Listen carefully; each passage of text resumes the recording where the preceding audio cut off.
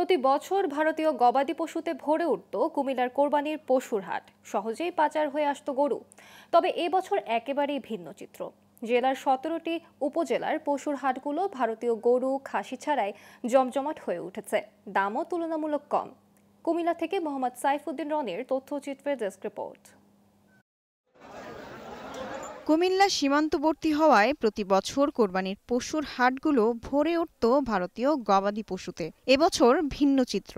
ভারতীয় গরু খাসি ছাড়াই জমে উঠেছে জেলার 17 উপজেলার পশু হাট।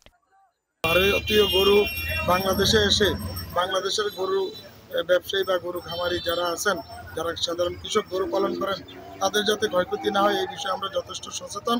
এবছর চাহিদার তুলনায় স্থানীয়ভাবে পশুর যোগান বেশি। এতে গবাদি পশু বিক্রি এবং যথাযথ দাম নিয়ে খামারিরা পড়েছেন অনিশ্চয়তায়। গরুর বেচাকেনা মোটামুটি হইতেছে ভালো, কাস্টমার কম আর কি, গরু চলতেছে মোটামুটি ভালো আছে। বাজারের মোটামুটি স্থগিত আছে, নিয়ন্ত্রণের মধ্যে আছে, এমন দাম বেশিও না, আগের মতন দাম নাই। গরুর বাজার দাম একটু একটু কম, গরুর তুলনায় কৃষকরা একটু গরুর বাজার একটু শীতশীল, একটু দুর্বল, মানে একটু কম আর কি। আমি ছাগল আনছি 3টা, 2টা বিক্রি করলাম। ছোট ছাগল 2টা 14,000 টাকা বিক্রি করছি। ভারতীয় পশু প্রবেশ রোধে সীমান্ত এলাকায় নিরাপত্তা ব্যবস্থা জোরদার করার পাশাপাশি মহাসড়ক ও শিক্ষা প্রতিষ্ঠানের মাঠে পশুর হাট নিষিদ্ধ করেছে জেলা প্রশাসন। আমাদের 5টি সীমান্তবর্তী উপজেলাতে আমরা কড়া নজরদারি রেখেছি, যাতে ভারত থেকে অবৈধ অনুপ্রবেশ করতে না পারে কোনো গবাদি পশু, সেটিও আমরা দেখছি।